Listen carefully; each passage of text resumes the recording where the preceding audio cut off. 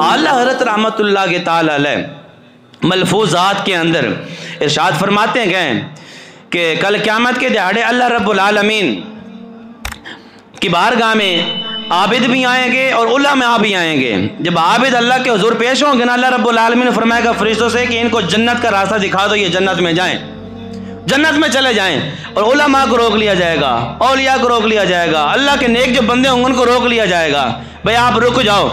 وہ نیک بندے عرض کریں گے یا باری تعالیٰ کوئی مسئلہ بن گیا ہے، کوئی نافرمانی ہوگی، کوئی مولا ناراضگی یا سانو روک لیا جائے. اللہ رب العالمین نے فرمائے گا نہیں، میں ناراض نہیں ہوں، جن کو میں نے بھیج دیا نا ان کو میں نے روکا نہیں،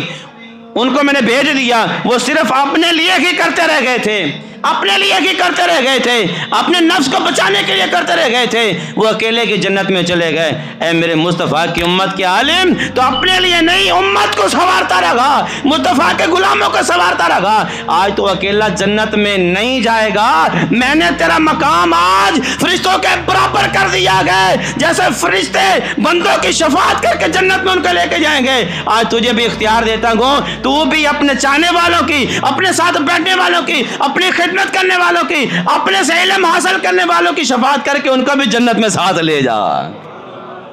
ان کو بھی جنت میں ساتھ لے جا. یہ گئے علماء کرام کی شان، یہ گئے علماء کرام کا مقام، یہ گئے اللہ کا خوف رکھنے والوں کا مقام، یہ گئے مصطفیٰ سے پیار کرنے والوں کا مقام.